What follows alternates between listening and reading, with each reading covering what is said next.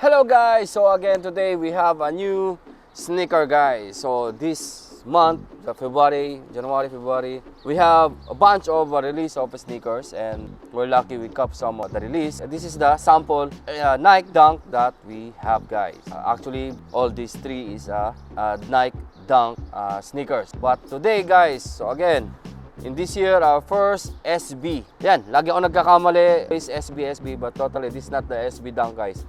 This is only Dunk version. So today again guys, we have a new sneakers and this sneakers is the SB Dunk type of sneakers. So again guys, let's check, unbox and check this sneaker guys. But before anything else, if you're new to my channel, please don't forget to subscribe and hit the notification bell so at least you'll be updated for all the videos that we will upload regarding photography, videography, and my personal sneakers. So stay tuned.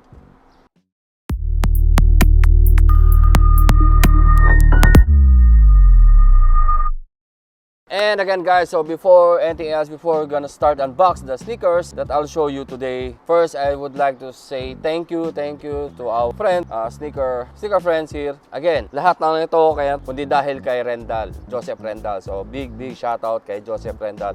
Lahat ng Dunk na meron ako ngayon is ayun, kay Rendal. Cobalt, the Panda, and the last couple of days that we have is this College Navy. So again guys, ayun, huwag na natin pahabain pa. The pair that I have today is this Nike SB Dunk.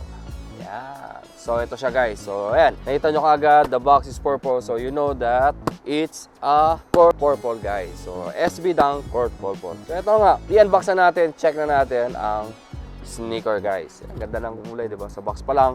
Check nyo size, it's a actual size. This is a men's release. So I have size 9. So this sneaker guys released last January 23, 2021. So all these sneakers guys is released in 2021 with a retail price of $100 US. So yan, $100 US. So check na natin guys, open natin ang box and yun, compare natin sa 3 sneakers that we have. So and again guys, so let's start unbox this Nike SB Dunk Low Court Purple. So again guys, ito na siya. Yan. Ito, nakita ko ganitong papel, similar with my third Duncan type guys, so paper. So siguro mga ganito lahat ng hindi ako sure. So comment nyo na lang kung tama ako, kung ganito yung style ng mga paper ng mga Dunk. Yan, bango ng box oh. So may pa dito para ma-serial number or something. Hindi sa serial so siguro, ewan ko. Comment nyo na lang kung anong number ba yung meron dyan. So eto na guys, unbox na natin oh, di ba? Yun, eto siya guys. So yan guys. Sa box, nakita ko lang SB, tapos ito, sa likod. Oh, di ba? Nike logo, Nike shoes. Yan. So, nakalagay dito, made in Vietnam. Box made in Vietnam. Box made in Vietnam. So, ayan guys. Open na natin. At ito ang ating pair of sneakers. Yan siya guys. So, eto ang ating pair of sneakers. Ganda niya guys ha. So, we will check, compare for our Dunk Low na sneakers o pair guys. First, ayan, malambot yung pinakatang niya guys. So you have an extra padded from the tongue. That's why this is very good for skateboarding. So I believe the SB meaning is skateboarding. Comment nyo lang kung tama ako, mali ba ako, pero hindi ako masyadong research for. Sabi nila this is made for skateboarder. So ayan guys, napaka padded niya dito compare for other pair of Nike Dunk, which is yung tang niya, medyo maninipis yung mga tang ng mga typical Dunk. But from the SB Dunk, eto, talagang malambot yung tang niya, pinakatang niya. Also, the leather quality of etong dito, sa front toe natin dito, sa area na to, similar with Jordan 1 guys. Actually, it's a Jordan 1 high type of yun, yung material niya rito sa front. They have similarity with the previous one from the Nike College Navy. They have similar material from this toe box. Yun, toe box, diba? Front toe box. Tapos yung back niya, sa back niya rito, this area, mas medyo makapal. So, it's more thicker compared sa mga Dunk natin na yung mga typical Dunk. Tapos mas extra padded yan dito sa side. So I think it's more extra padded compared for the yan. Sa mga J1 low naman, medyo maninipis talaga yon. So wag niyo na i-compare dito. Sa mga low, manipis talaga yung mga material na ginamit nila. So ayan, kung ma-check natin dito, ang ganda ng colorway ng blocking niya guys. You have, actually kagabi chinek ko yung yung Jordan 1 high o court purple din. Similar color siya guys. So ito, yung violet niya, napaka niya similarity ng ganun sa cork purple natin. Yung nga lang dito hindi. So ito itim eh. So this is black type. Yun, alam ko violet din yung cork purple na yan eh.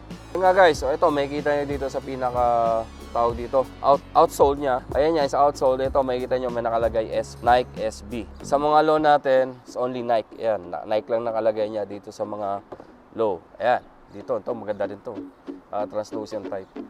Ayan, so dito nakalagay Nike. So, yan. May nakalagay Nike SB. So, yan ang second na mapapansin nyo sa mga SB dunk guys. First, the tongue, the design, and yung nakalagay na SB. Sa materials guys that they use sa toolbox natin, dito, sa area, medyo malambot nga siya guys. Pareho nga siya sa, I think this is similar with the bread toe type. I'm not sure. Pero yun nga, yung swoosh niya, yung swoosh, quality ng swoosh niya is halos similar lang ng mga low dunk natin. Again guys, ibibiro lang natin the detail of this pair. So may kita dito, Nike. Ayun lang pinagkaan niya dito eh. Halos pareho lang nakalagay dito.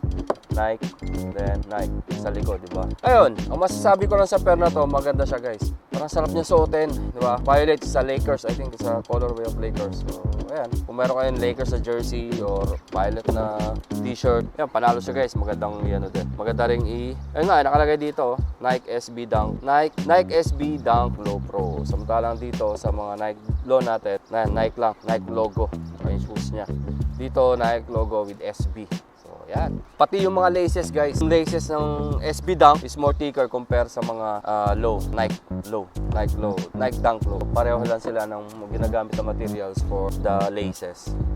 Dito you have also, again, you have lace, a white lace, and yung nakadikit niyang original na which is the black lace. So ayan, tayong white lace na original. Maganda siya, parang gusto ko siyang pang white lace, gusto ko idikit dito. Pero hindi, okay na to. Hayaan ko lang hanggang to.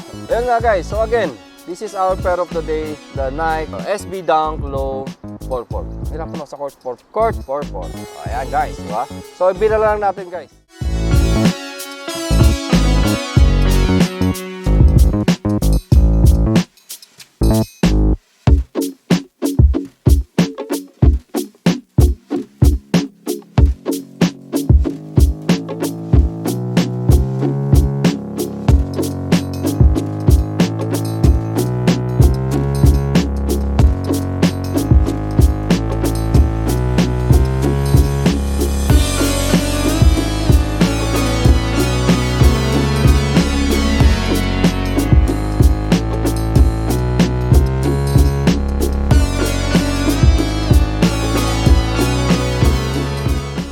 Again guys, so that's it for today. So again, our pair for today is the Nike SB Dunk Low Court Purple.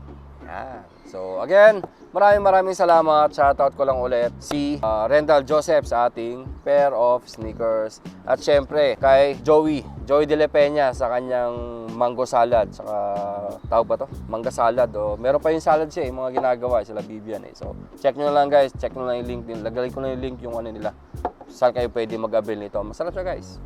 And shoutout ko lang ulit ang director na si Brian Puntanar. At eto nga guys, so tip ko lang, kung wala kayo, ayun, hi kay kuya, hi sir. So tip ko lang guys, kung, ay putay na, sorry. Tip ko lang guys, kung wala kayong, ilaw, so yan, pwede kayo lumabas ng bahay at mag-vlog. So yan, libre ilaw sa labas guys. So you can use the unbent light, di ba? So parang palong-palo din ang inyong vlog. So ayan, again, tip ko lang kung wala kayong masyadong ilaw and if you have already your camera and your microphone, pwede nyo gamitin. Mag-set up kayo sa labas at yun, para na kayo nasa studio, libre ilaw pa. So again guys, that's it for today. Flex ko lang for my team. I want to flex my Team Positive Vlogger. Shoutout to all the admin at members ng Team Positive. At syempre kay Palaboy na nabuang na sa kalaro, check niyo yung channel niya, laro siya ng laro guys. Siguro sa isang araw, 3 beses nag-upload ng games niya. So check niyo na lang yun guys. And si Brian Puntar ang ating director na naka Xh1. Yun, shoutout natin. Gamit niya yung camera niya guys. Palong-palo, bagong-bago yan guys. Ayan o. Ayan o. Xh1. At syempre, andyan yung ating Fuji XT3 at ang ating isa pang Fuji XT3. Ayun, shoutout kay Sak sa ating Fuji. So again guys, I think that's it for today. Thank you very much and mabuhay.